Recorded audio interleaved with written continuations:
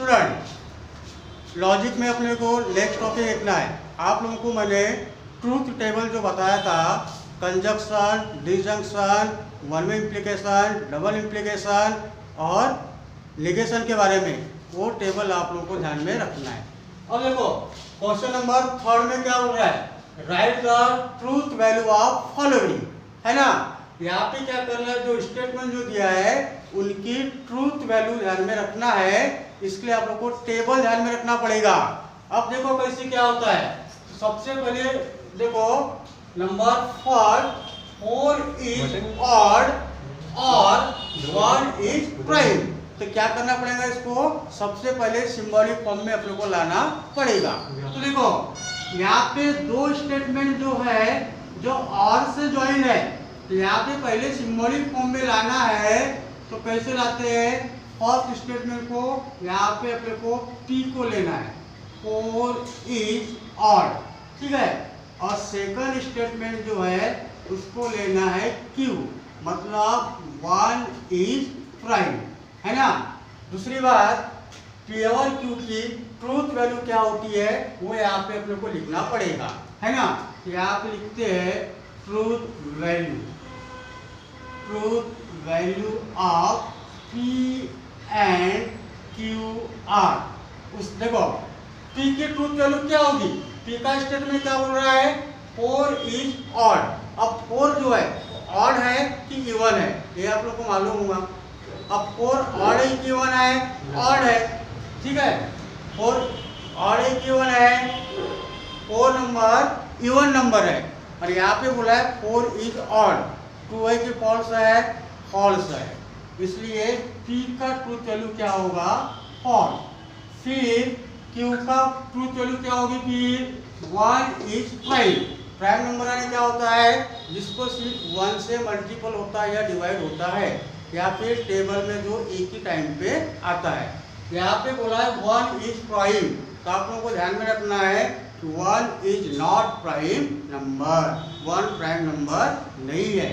लेकिन इसका truth value क्या आएगा, यहाँ पे भी F आएगा, समझ में। उसके बाद इसका करना सिंबॉलिक फॉर्म, यहाँ पे लिखेंगे given statement in symbolic form, है ना। सिंबॉलिक फॉर्म कैसे होता है, फिर फर्स्ट स्टेटमेंट क्या है, 4 इज ऑड, जिसको अपन ने P लिए। फिर यहाँ पे और है, और को डिनोट कैसे करते हैं अपन, इनोट और क्या, इस तरह का सिंबल। इसके बाद में सेकंड स्टेटमेंट का है, Q का है। ये होता है तुम्हारा सिंबॉलिक फॉर्म। अब इसकी ट्रूथ वैल्यू लिखना है, यहाँ पे लिखेंगे ट्रूथ वैल्यू, यहाँ पे लिखते हैं truth value of given statement, है ना। गिवन स्टेटमेंट इज, बताओ P का F है, Q का F है, F और F का क्या होता है, डिसजंक्शन में F भी होता है। ये क्या होगा, F 56 बायोलॉजी में 56, ठीक है, F होता है, ठीक है। अब देखो इसमें ये भी आप लोगों को एंड का ही आप लोगों को बनाते आ जाएगा, ठीक है। अब नंबर 3 भी आप लोगों को बनाते आ जाएगा, वो भी और का है। तो यहाँ पे मैं तुमको बताता हूँ नंबर 4।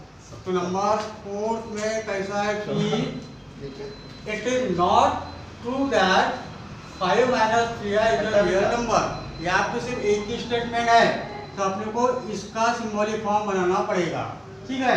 तो कैसा लेंगे, फिर यहाँ पे P का स्टेटमेंट लेंगे, 5 - 3i is a real number, ठीक है।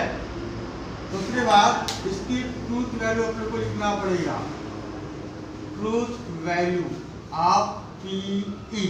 अब बताओ ये रियल नंबर है क्या, नहीं है, क्योंकि ये रियल नंबर है और ये इमेजिनरी नंबर है, और इसको मिला के जो नंबर बनता है उसको कॉम्प्लेक्स नंबर बोलते हैं।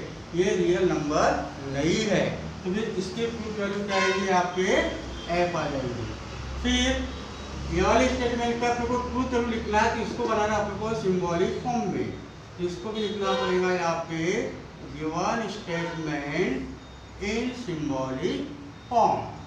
यहाँ पे लिखना पड़ेगा सिंबॉलिक फॉर्म। तो देखो इसको अपन एक पी लिए, ये पी हुआ, मगर यहाँ पे क्या लगा है नॉट, इसलिए नॉट का सिंबल कौन सा है, फिर यहाँ पे टिल्डा मतलब नेगेशन। इस तरह से इसका सिंबॉलिक फॉर्म होगा। ठीक है, अब इसकी ट्रूथ वैल्यू लिखो। यहाँ पे लिखते हैं अपन truth value of given statement is. तो गिवन स्टेटमेंट का सिंबॉलिक फॉर्म ये है, पी की ट्रूथ वैल्यू एफ है, यहाँ पे निगेशन है, तो पी का एफ का निगेशन क्या हो जाएगा, फिर यहाँ पे टी हो जाएगा। ऐसा समझ में, पी का एफ है, यहाँ पे निगेशन लगा है, उसका अपोजिट क्या हो जाएगा, टी हो जाएगा। ये आप लोगों को ध्यान में रखना पड़ेगा, है ना। उसके बाद में नंबर फिफ्थ, उसके बाद में नंबर फिफ्थ का देखो।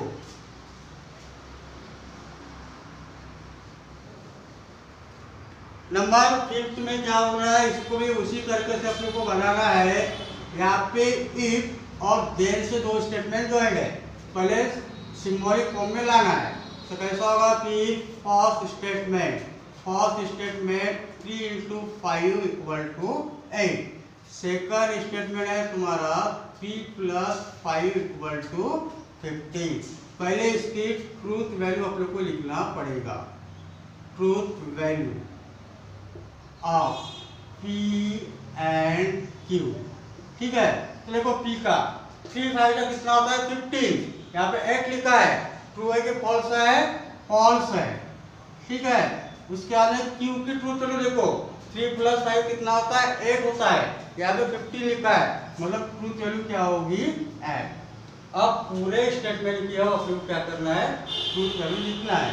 तो पहले सिंबॉलिक फॉर्म में लाओ, ये आप लिखेंगे given statement in symbolic form. ठीक है, कैसा होगा, फिर फर्स्ट स्टेटमेंट P होगा, इफ और देन को कैसे डिनोट करते हैं अपन, वन वे इम्प्लीकेशन, है ना, और इसके स्टेटमेंट क्या लिया अपन ने Q।